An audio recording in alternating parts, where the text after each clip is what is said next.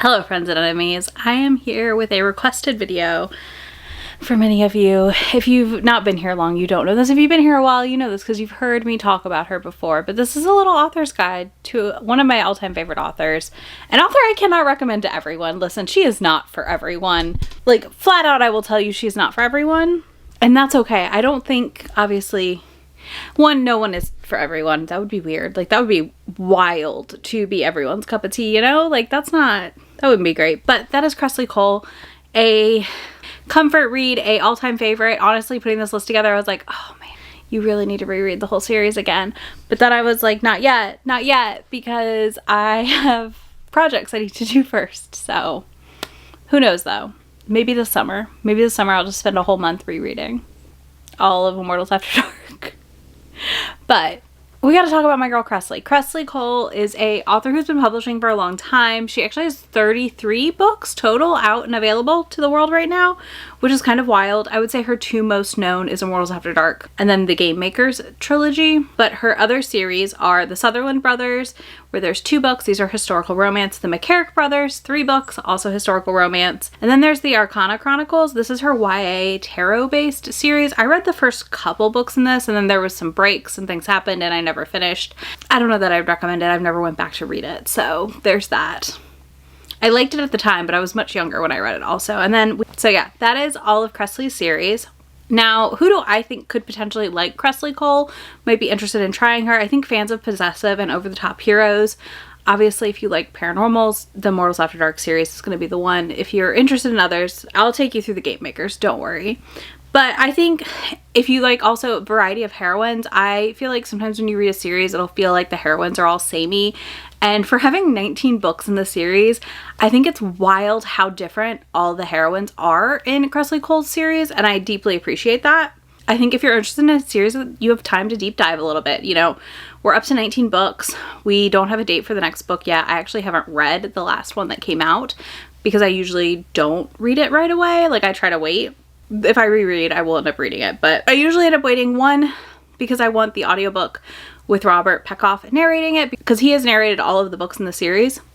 They even re-recorded one to make sure he was the narrator on it. And I cannot explain to you how good of a narrator he is, but he is top tier. So if you are an audiobook fan, I do think these are one that are worth a shot. Yeah, if you're looking for a series you can deep dive into and kind of watch a world build up but follow a lot of different couples, Kresley Cole might be a good option for you. If you also enjoy Morality Chain like I do, I feel like Kresley does Morality Chain really well. There's not a lot of Morality Chain books out there, but it is one of my all-time favorite tropes. And then also we have great reoccurring characters that show up over and over to meddle and also partake in getting their romance eventually, you know? Things like that happen. So I do enjoy that. Let's dive into starting points, and I'm going to take you through the Game Makers, and then we'll talk about where you could start in Immortals After Dark. So first of all, with the Game Makers, I think you can pick up any of these in any order you desire. They're interconnected. They are not fully connected the same way Immortals After Dark is, where there are kind of specific jumping in points. So her contemporaries, though, I do want to say this also, her contemporary heroes read like paranormal heroes without magical ability. Like, Kresley loves a alpha hero. She does not really write non-alpha heroes, but they vary in their intensity, and I don't know, I love them. I eat them up. So we have 3 books in this series. So we have The Professional, which is book 1. She is in the States studying. He shows up. He is a member of the Bratva, and he's an enforcer, and he basically takes her back to Russia for reasons. And I do believe she doesn't fully know her heritage, and part of this is her learning about her heritage. She's a princess, situate type, mafia princess type. And it's their romance, and it's really cute. It's really, really cute, y'all. I do recommend. It's very silly also. Then we have The Master. This is the one that I recommend the least probably. It has some problematic stuff in there. The Latinx rep is not good. Okay, like, it is not good. Just flat out, I'm gonna tell you that right now. So you kind of have to either put blinders on or know it's coming. I feel like this is a politician mafia boss situation, and she has become an escort, and she gets sent to him one night, and they have explosive sex, and it turns into an obsession. That's kind of it. And then The Player is my favorite. I rocked it in a video recently, and this follows Dimitri, who's in Vegas, and he like runs a casino or whatever, does mobby stuff, you know? And Victoria's a thief, and he like sets up traps for her and is willing to do whatever it takes to make her his. He's down so bad for her, and I love it. This is the one that I recommend the most out of all three.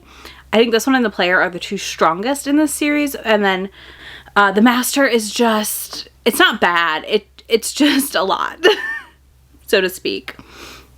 And next we have, of course, Immortals After Dark to talk about. So first things first, I'm going to tell you, if you want to read Immortals After Dark, do not start with the novella. Unless you've already read it, then fine, whatever, you started with it. The novella actually came out after the books, I think, first started, but I feel like the novella doesn't give you enough context for the world. I feel like it kind of just throws you in, and it's one of those prequel novellas that was like made to be read after you've read some of the series. This features like all of my favorite things in a Kresley book, so tons of paranormal beings, world building that is good but not overdone in my opinion, to a point where I'm able to enjoy the romance and follow the story without being like, wait a minute, I feel like I missed something. So I love that. And there's a couple jumping on points I'm going to give you that are earlier in the series, and then I have one later in the series option. But I do recommend trying one of the first few that I mentioned, because I think then you have less to catch up on. Of course, you could start with book one, which is A Hunger Like No Other. This has a very intense beginning though. I need you to know that going in. If you lean towards darker romances, you may like this opening. I enjoyed it, but it's a lot. He is a werewolf who has been chained up in Paris underground. She is a witch vampire hybrid and is in Paris. I think it's in Paris. She's in Paris. He smells her and he like breaks his foot to get out and get to her because he realizes she's his mate. Okay. This is an intense opening.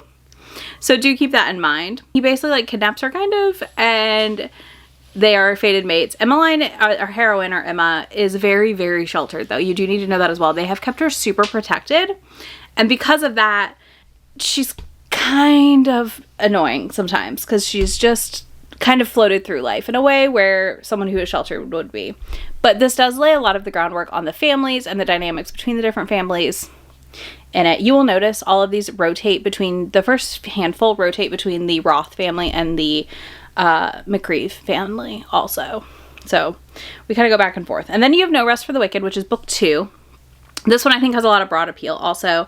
This has a race/competition type setup. It's basically The Amazing Race, but paranormal. This follows our Valkyrie and vampire. So our Valkyrie is like an assassin. This is Sebastian and Katerin. I believe that's how you say it. They're racing around the world to get a prize. That would change things a lot. And they're also in love with each other and in denial about it, which is really fun. Anyways, I feel like at any point after reading the first 2 or 3 books, circle back to the novella The Warlord Once Forever, because you've kind of met some of the characters already and you're ready to kind of dive into the little bit of world building you get in this one. Next we have our demons, which I also think are a great jumping on point. You can pick either of these. So first you have Dark Desires After Dusk. This is Katie and Holly's story. Holly works at a college and is a professor. She does like coding and stuff, but she also has OCD. And likes things in threes, and also likes her food prepackaged and other things. And they discuss that in the book. And he does so much to take care of her and make sure it's food she'll eat and can eat when they're on this whole thing together. He's a demon prince. It's a good time. It's very, very sweet. It was surprisingly sweet how well they balanced each other, and also just how it all played out overall. I really did enjoy this one. Then you have Kiss of a Demon King, which I think is going to be for people who want an unlikable heroine more than anything, because this has Rydstrom and Sabine. Rydstrom is the Demon King. Sabine is a sorceress. And they're kind of enemies because of things, okay? Like, things have happened. They're enemies. They don't love each other. Like, they don't have much like for each other. He kidnaps her. Because of course he does. But I think this one just has a lot happening, and it sets up a lot of the demon stuff and other things in the book series that you need the context for. And Sabine is so unique as a heroine in these books. She stands out a lot.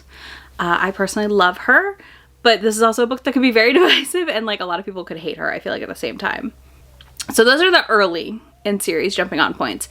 The one later one I'm going to give you, I would say, is for like very few, like it's I least recommend jumping in here because that's a lot to catch up on, right?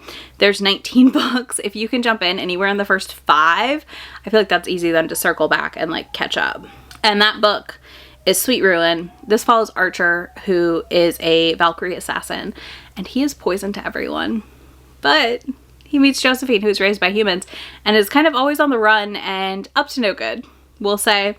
And turns out he is not poison to her. And that is like the crux of their romance, is like him trying to complete a task and also falling in love with her and being like, what the F is this? What do you mean?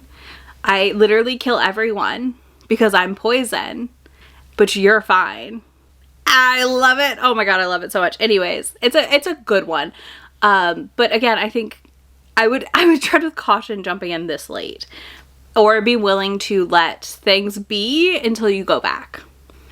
The other heads up I do want to give anyone diving into Kresley Cole and the Immortals After Dark series is book 9. I don't remember how far it goes, but book 9 is the beginning of what is called Torture Island. I think it's like 4 books. And it is dubbed Torture Island for a lot of reasons. There's a vivisection in one of the books. It's a lot, okay? It is a lot. Check the content notes for people have posted for these because they do get to be a lot. I did not do a great job sharing them when I wrote them last time, but I think these are those books, though they are Torture Island, are also like really good books. But I feel like knowing ahead of time that you're entering Torture Island is a really good option mentally to prepare yourself. I also would recommend, if you are going to read the Immortals After Dark series, the Fated Mates podcast first season was them reading all of the books and talking about them. And I think that's a great way to read them. Like, read the book, listen to the podcast, read the book, listen to the podcast. Like, it's really enjoyable. I feel like it gives you more depth and insight into the, like, what is going on in that space, like at the time of the books, and also like plot wise and stuff like that. So that is an option as well if you enjoy something like that. Otherwise, I feel like you should just give Kresley Cole a try, because honestly, I think her books are just really, really fun and really good. She's doing something different in the paranormal space that we definitely didn't see for a long time before or after this in a way. They're very early 2000s paranormal, but also not. Like, they're very different, and I can't get enough of them. And also, I think Kresley's a great example, for me at least, where some of these books have some things in it that are like not great, but I still love her as an author. I still love these books. They're definitely a reflection of their time to an extent. And I think, you know, you can love things that have issues sometimes, and that's okay. So I would love to know if you've tried Kresley, or if you're going to try Kresley, and where you think you're going to start. And if you have another author, I guess you want an author guide on that I read a lot of, let me know in the comments. I can try. I don't feel equipped to do it for most authors, but I feel like Kresley, at this point, I've reread the series twice. So here we are. Yeah, that's all I got. Leave me your favorite paranormal being in the comments, of course, as the emoji. It's got to be that. And I'll have links to Kresley's books for you down there, links to my friend anywhere on the internet that I am, and I will talk to y'all in just a few days. Bye. Already packing, come with me. I'm not really asking. We'll get away to a place where we don't know. About to see the world in action, what we can be. Life with no distractions, we'll get away. This is what we will.